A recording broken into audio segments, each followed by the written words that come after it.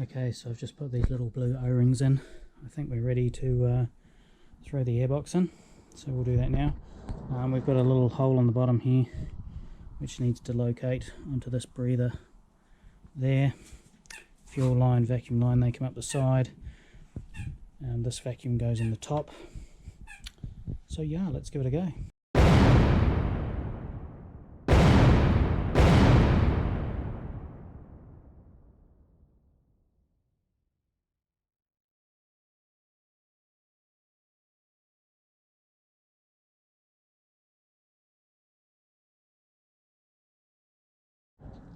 Well, that was quite the Chinese puzzle, but we're in.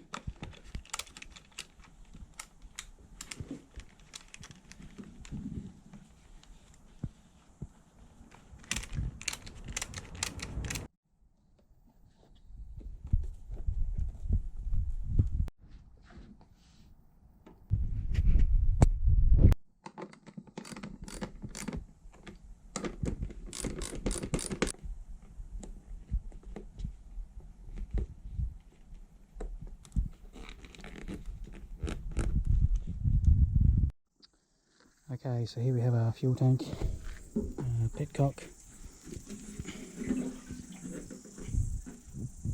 There's probably going to be a filter in here, so I think we should pull this out and just check that filter. Make sure it's not all scunged up. Let's do that now.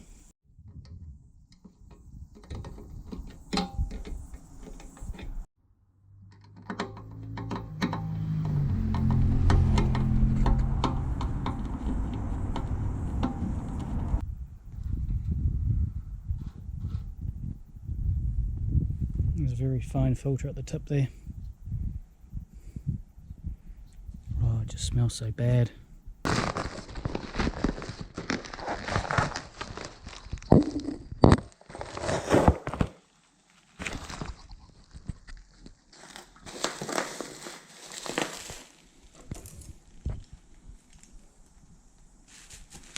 So hard to do one-handed.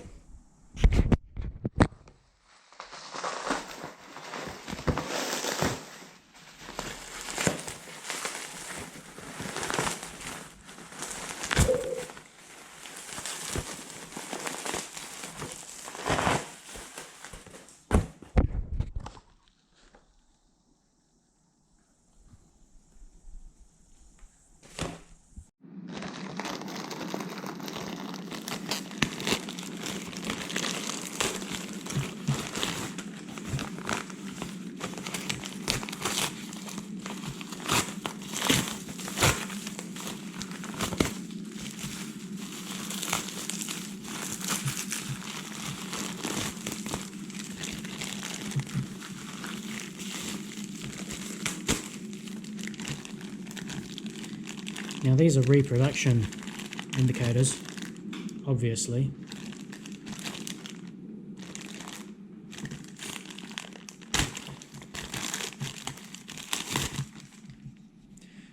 But they look pretty bloody good, to be fair. These were like $13 or $14 each. Cool. Okay, so I think we should whip this wheel off and get this new old second-hand disc on there. Get that little job finished, and then we can throw the wheel back on again. Alright, let's do it.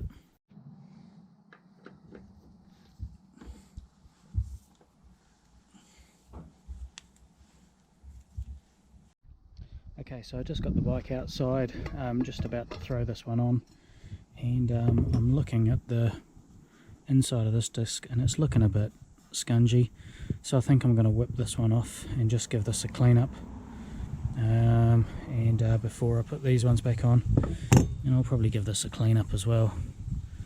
It's looking a bit scungy, so yeah, let's do that first.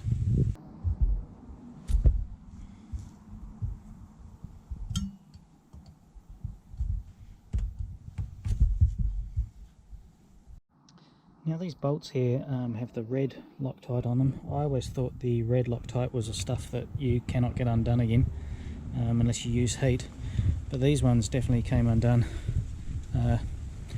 just with a bit of force. So I'm just going to be using my normal blue Loctite when I put these back together. I'm sure my viewers up in Kumeu, Huapai Kumeu, will put me right if I've got anything wrong here. I normally get a phone call within sort of 48 hours of the video going up telling me what I've done wrong. It's all good. I'm also going to give this wheel another bit of a clean just in here. It's a bit filthy, so we'll give it a good scrubbing.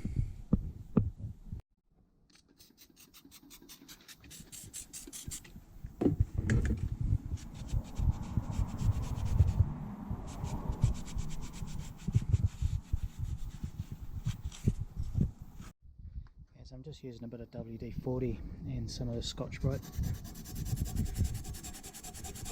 just to get this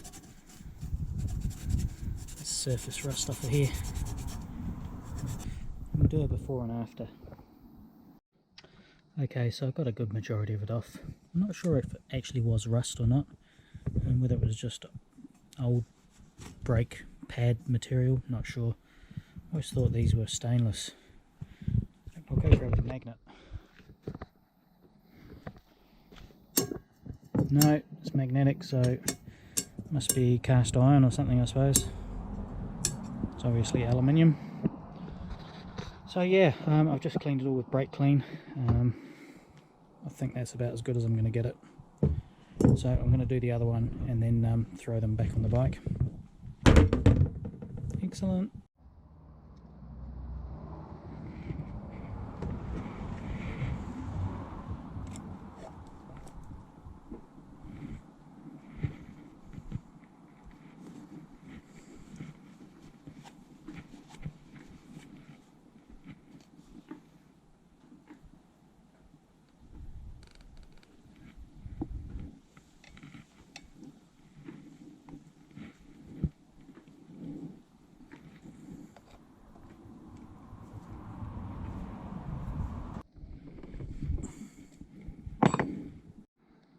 Okay, I just spent half an hour looking for the 6th bolt. I thought I'd lost one, and there's actually 5.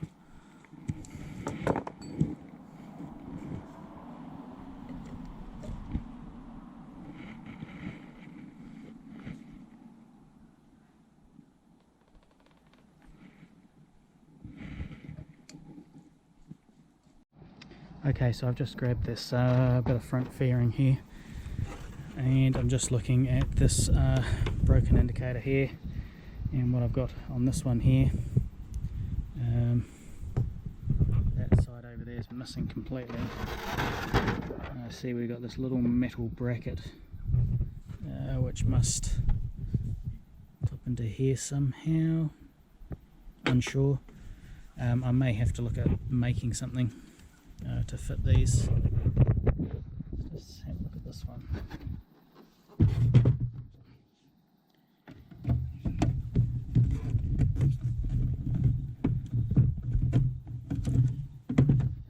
Like a flexible rubber.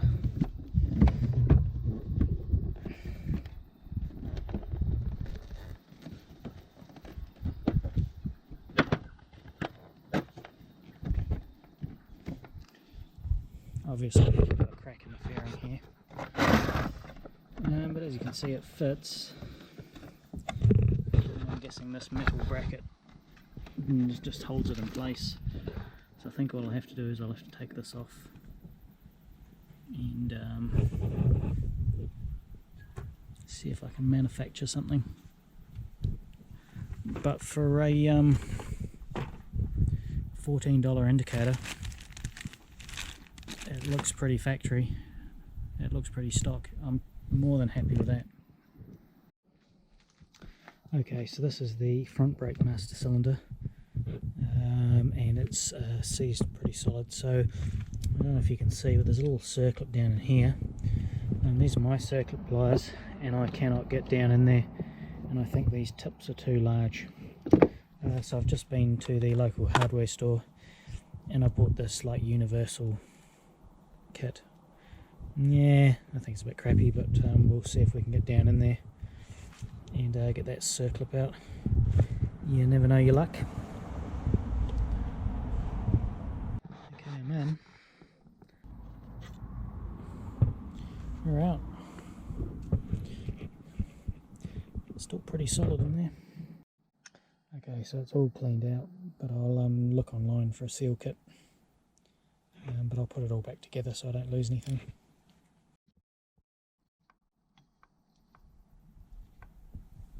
Well, we've freed it up anyway. Okay, so I've got the front fairing, cowling, whatever you want to call it.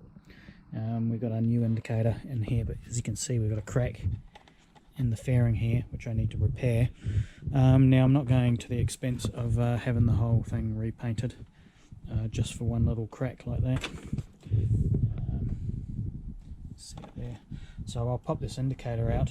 Now what I bought was one of these fiberglass repair kits. Now I've never done anything like this before, but I thought I'd give it a crack. And yeah, see if I can repair this crack by giving it a crack. So let's crack on and see what happens. Cool. So what I'm going to do is just take off the surface here.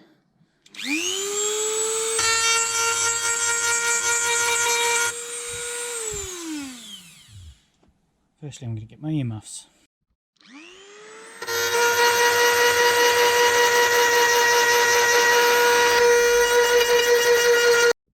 Okay, so I've just noticed that the crack runs down here and also a piece along here, so I'm going to have to repair those bits as well.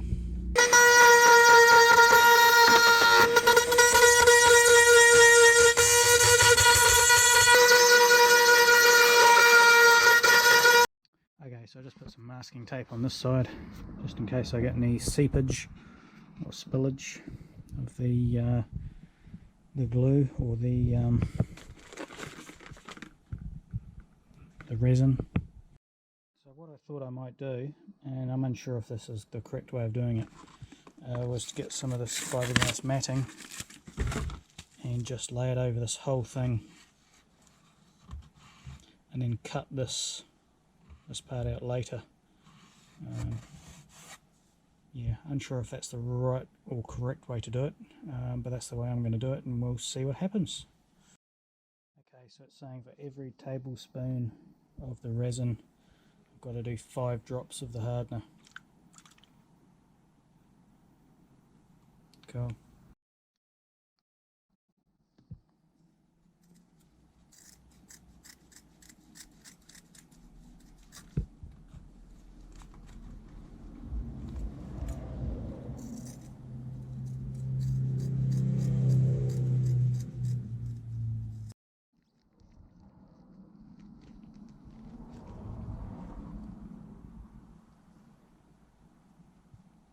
I ain't got a clue how many tablespoons that is.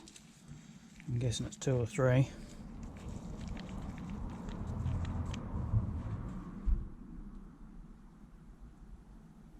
A couple more for good luck.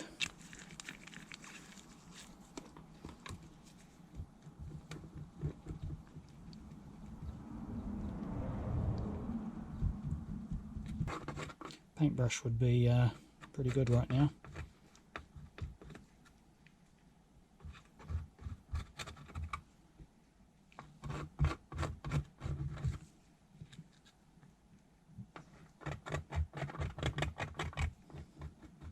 Okay, pretty good coverage there.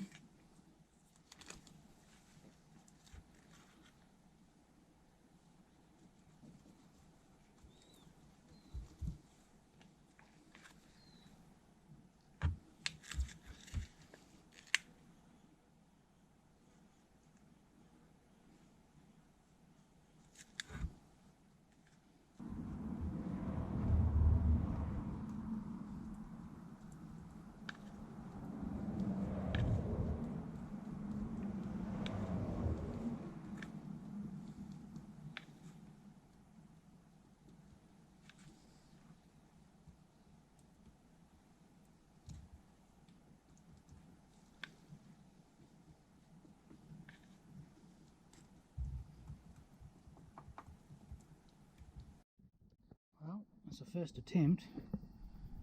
I don't think that's too bad. We'll just see what it's like once it's gone off. You really want to do this in a very well ventilated room. In this garage here is not really ideal. There's quite a bit of smell coming off this bad boy. Ooh. Yeah, as long as I've got the right amount of hardener in there, should be golden maybe. Oh well, let's leave it and see what happens. Okay, so first impressions, looks pretty good. We've got a wee air gap in here, and all my resin seemed to dribble down here, which wasn't ideal, but yeah, it says to leave it for 5 hours. It's been about 3 hours, so I'm just going to leave this overnight. I'm not going to touch it, but I do have this panel here. This is one of the side panels. As you can see, we've got a crack there. So I thought I might do the same thing on this one, just so I can let it go off overnight. Cool. Okay, let's do it. Okay, so I've just clamped this to the bench just to get it a bit more steady so the resin doesn't go all over the place, but we shall see. Okay, there's that one done.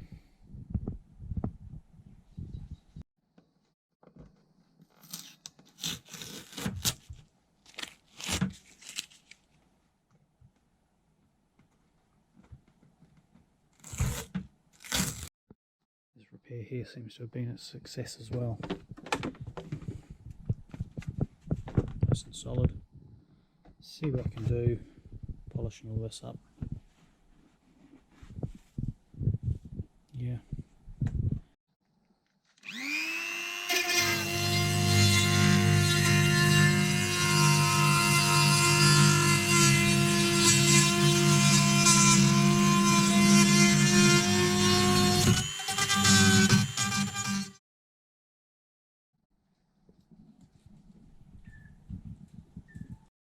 Okay people, I'm going to stop this video here. It's starting to get a bit long. Thanks for watching. Hope you enjoyed the video. There's going to be plenty more to come because we're stuck at home for the next 4 weeks. So I'm going to start cleaning these panels up next. Try and tidy them up and get these fitted to the bike. Cool. Okay, out of here.